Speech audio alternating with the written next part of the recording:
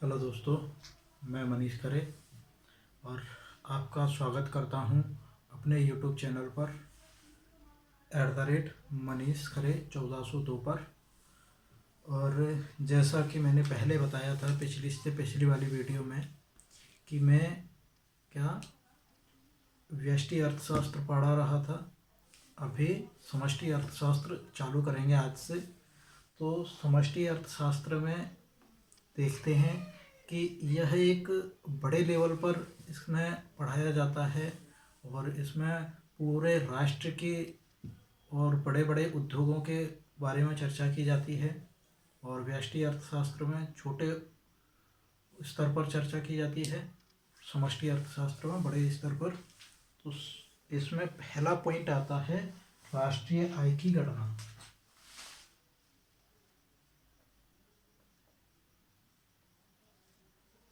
राष्ट्रीय आय की गणना। अब राष्ट्रीय आय की गणना तो हो जाएगी, पहले पॉइंट ये बनता है कि राष्ट्रीय आय क्या होती है।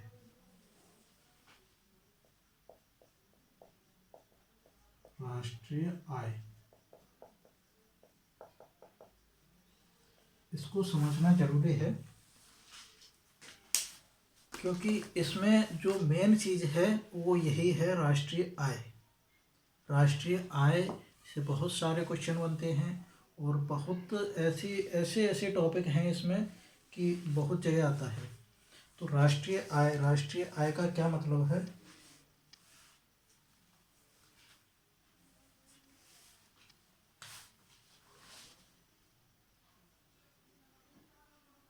इसमें केवल एक देश के सामान्य निवासियों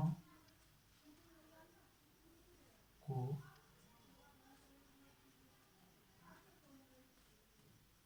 शामिल किया जाता है। इसमें केवल सामान्य निवासियों को शामिल किया जाता है।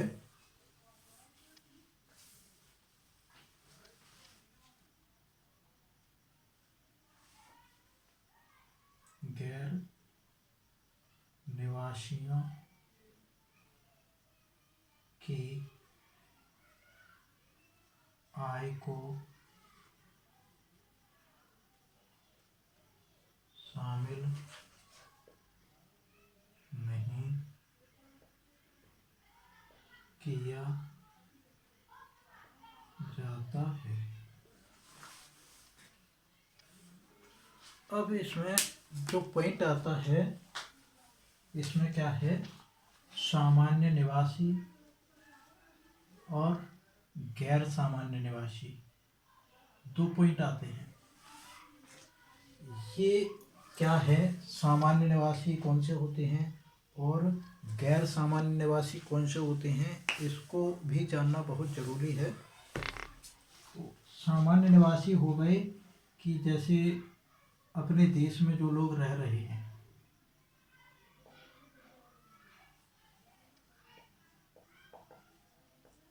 उसी देश के निवासी,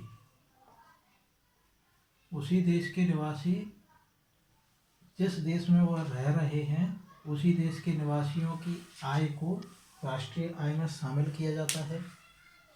जैसे अपन सभी लोग रह रहे हैं और टैक्स भरते हैं, कर देते हैं, तो यही है सामान्य निवासी।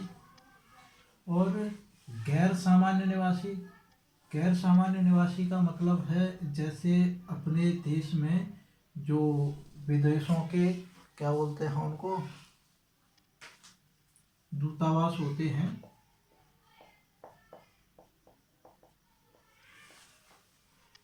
मानो अमेरिका,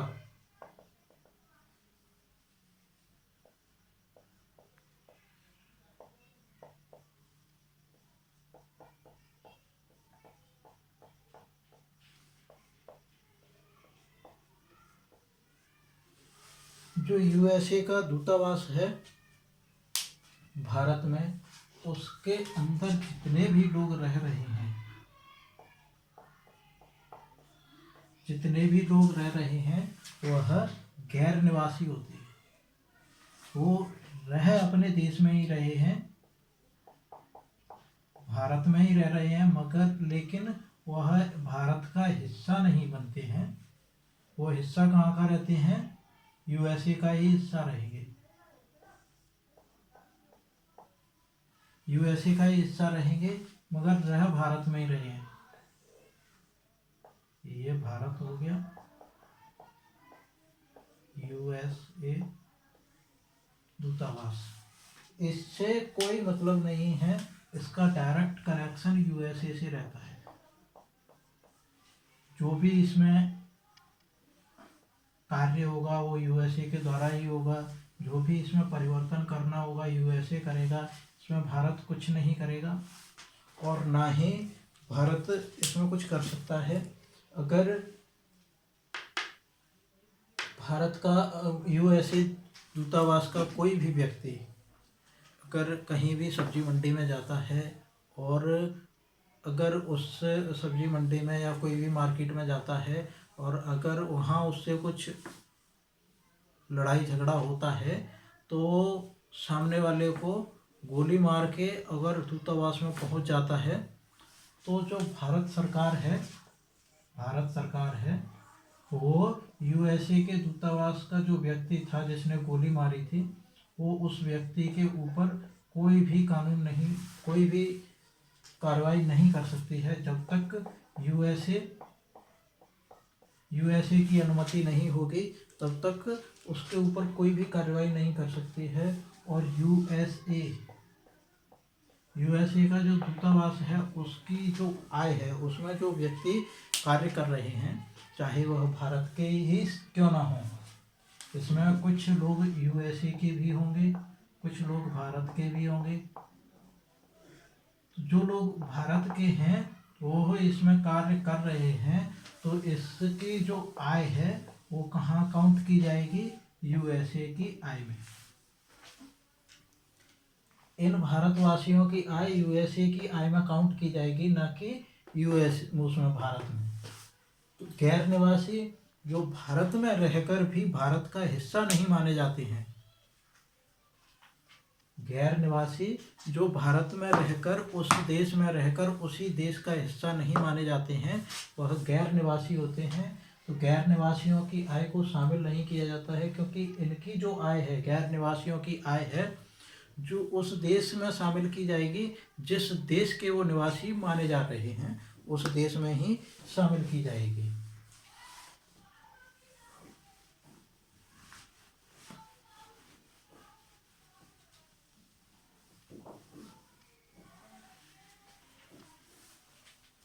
अब राष्ट्रीय आय की गणना 3 तरीके से की जाती है, 3 विधि द्वारा की जाती है। वो कौन कौन सी विधियां हैं? व्यय विधि,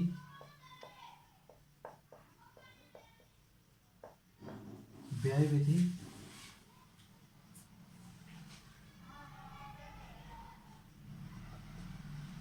आय विधि और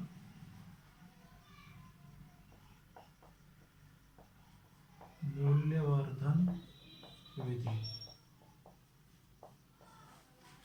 3 विधि होती हैं, आय विधि, मूल्य विधि और मूल्यवर्धन विधि और व्यय विधि।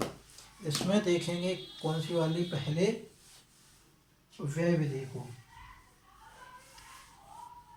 तो यही लिखनी थी, व्यय विधि। व्यय विधि 2 प्रकार की होती है। अब ये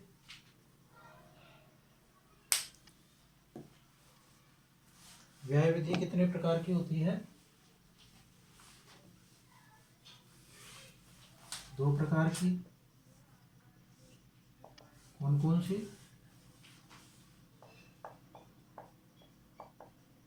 राजस्व व्यय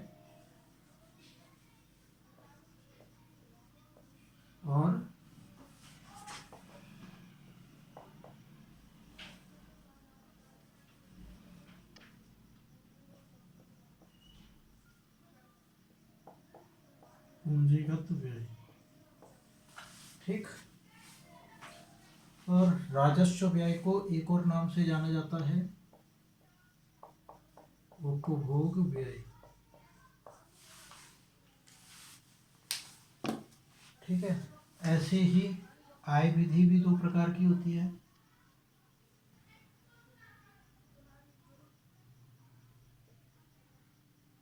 राजस्व आय और पूंजीगत आय। राजस्व आय को दो नामों से जाना जाता है।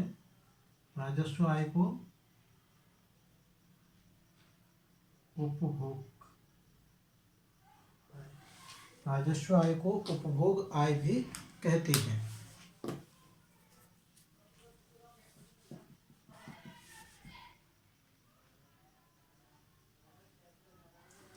आय या फिर यहाँ प्राप्ति लिख लीजिए।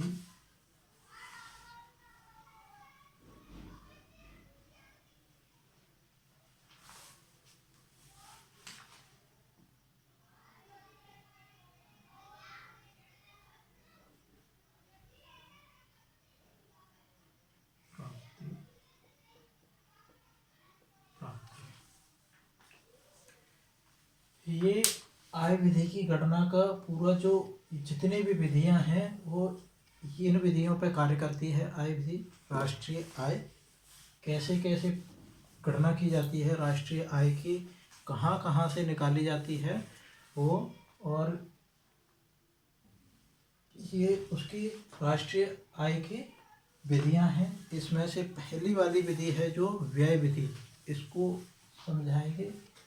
व्यय विधि में ये दोनों एक साथ चलती हैं, आय विधि में दोनों एक साथ चलती हैं। उसके बाद मूल्यवर्धन विधि। डाल दो, मैं इसको स्क्रीनशॉट ले लो।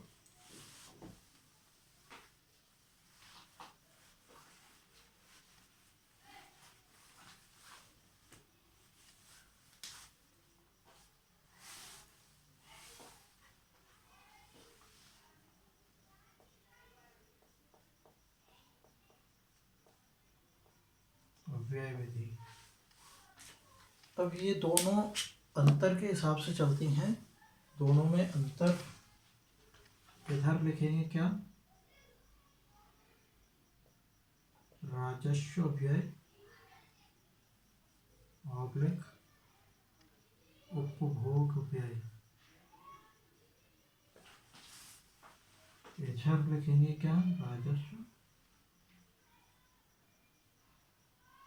पूंजीगत व्यय। आज एक ही कराएंगे, ठीक है। इसके बाद ये दोनों हो जाएंगे। इसके बाद कल दोनों को, आय विधि और मूल्यवर्धन विधि दोनों को करा देंगे।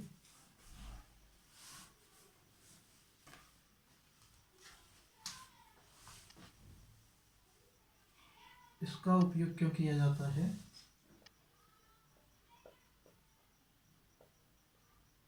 वर्तमान की स्थिति को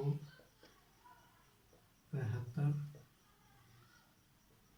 बनाने के लिए।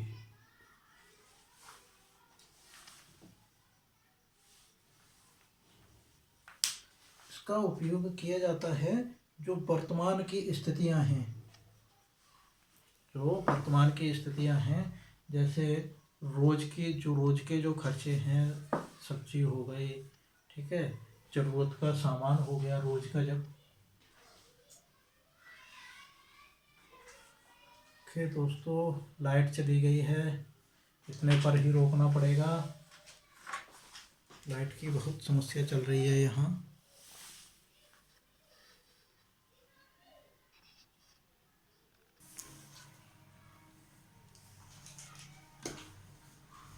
हाँ दोस्तों, लाइट चली गई थी, थोड़ा लाइट का प्रॉब्लम चल रहा है। तो फर्स्ट पॉइंट हो गया ये। सेकंड पॉइंट बनता है रोजमर्रा की जरूरत पर व्यय। रोजमर्रा मतलब जो रोज के खर्चे हो गए, रोजाना के जो खर्चे हैं, तो थर्ड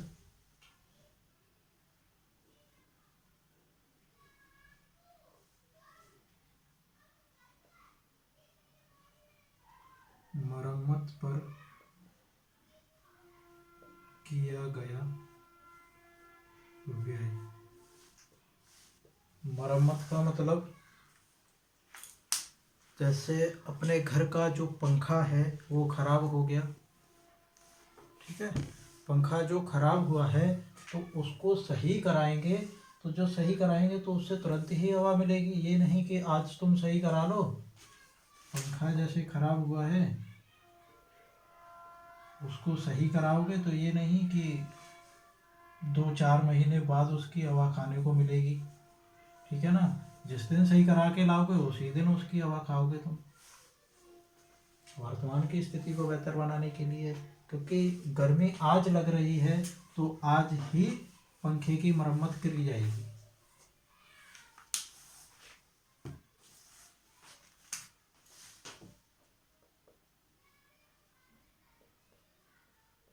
ब्याज के भुगतान पर किया गया व्यय। ब्याज के भुगतान पर किया गया व्यय,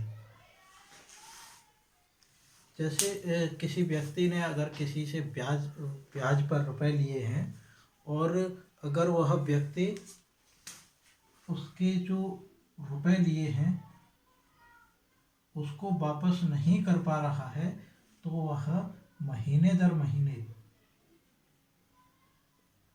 महीने उसका ब्याज भरता रहे, तो ये है कि उसे मतलब ये रुपए हैं और रुपए लेने वाला है वो ज़्यादा प्रॉब्लम क्रिएट नहीं करेगा, क्योंकि वह सोचेगा कि चलो यार कोई नहीं, ब्याज तो आ ही रहा है, पैसे भी आ जाएंगे, ब्याज तो आ ही रहा है, पैसे तो मेरे यहाँ रखे या उसके यहाँ रखे, मगर वो हर महीने ब्याज तो दे ही देता है, तो उसको थोड़ी राहत भी मिलेगी। जिसने ब्याज रुपए लिए हैं उसको थोड़ी राहत मिलेगी।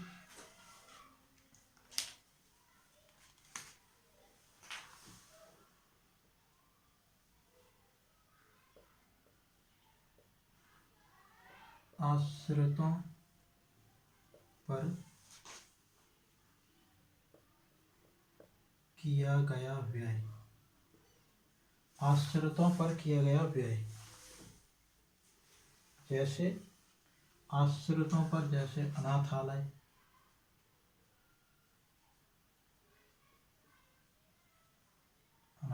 हो गया,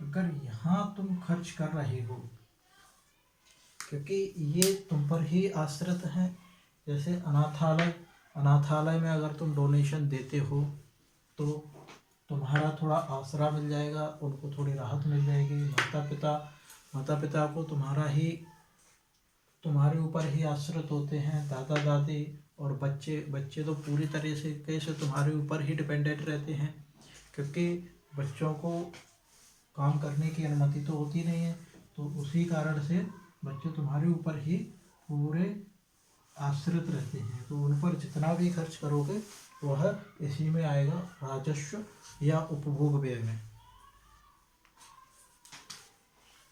इसके बाद आता है रक्षा सुरक्षा पर किया गया व्यय। रक्षा सुरक्षा पर किया गया व्यय, रक्षा सुरक्षा का मतलब ये है कि जैसे गार्ड है, जो सिक्योरिटी गार्ड होते हैं, तो सिक्योरिटी गार्ड का मतलब क्या है कि जैसे आज चोरी हो गई अपने घर, किसी के घर आज चोरी हो गई तो वह कल की चोरी को रोकने के लिए वह गार्ड रखेगा। गार्ड, और वह पर डे उस गार्ड को कुछ माह रुपए भी देगा। गार्ड को कुछ रुपए भी देगा। रुपए देगा तो रक्षा सुरक्षा पर किया गया। गार्ड का मतलब क्या रहेगा? गार्ड का काम ये रहेगा कि उसके जो घर का जो देख रेख है वही तो करना है उसको।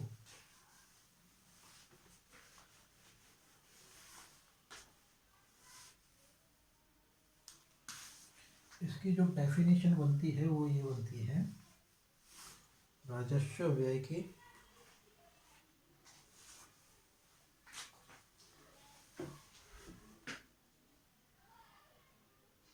ऐसा व्यय जिससे ना तो किसी संपत्ति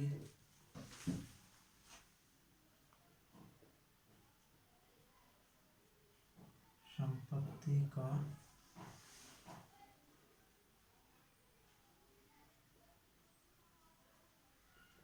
सृजन होता है और ना ही किसी पुरानी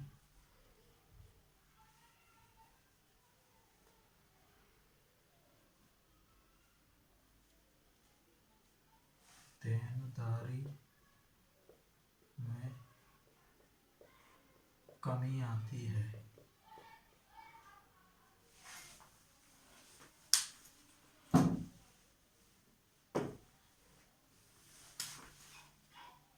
तो ऐसे व्यय को राजस्व व्यय या उपभोग व्यय कहा जाता है।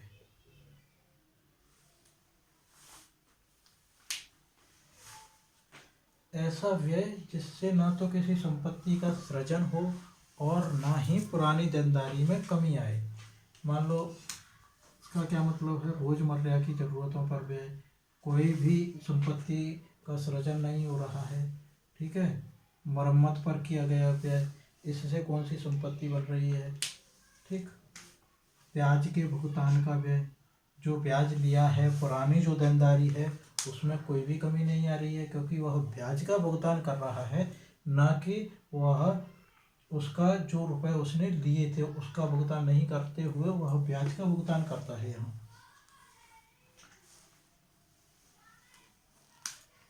इसके बाद जो पॉइंट बनता है पूंजीगत व्यय। पूंजीगत व्यय सेम यही रहेगा, इसका थोड़ा उल्टा हो जाएगा। इसमें पहला पॉइंट बनेगा भविष्य की स्थिति को सुधारने के लिए किया गया व्यय।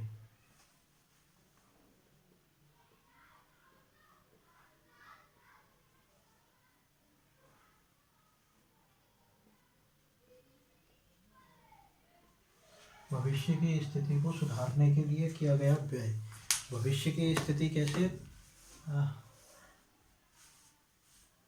जैसे रोड बनाना, सरकारी काम हो गया, पुल बनाना, ठीक। पुल बनाएंगे तो आगे चल के उससे टैक्स आएगा, रोड बनाएंगे तो रोड से टैक्स आएगा, ठीक है। और जैसे गर्मी लग रही है तो गर्मी के लिए एसी लाना, एसी लगेगी तो आगे जो गर्मी आएंगे उसमें काम देगा और भविष्य के लिए ठंडक रहेगी।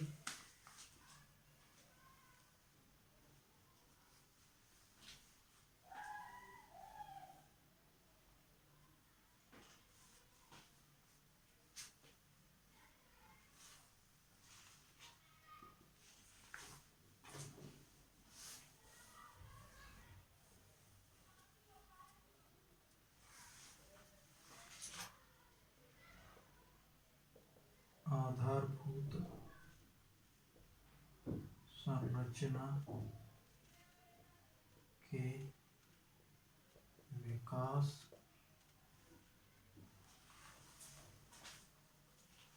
भाई आज की क्लास यहीं स्टॉप करते हैं क्योंकि मोबाइल भी डिस्चार्ज हो गया। अब कल बनाएंगे।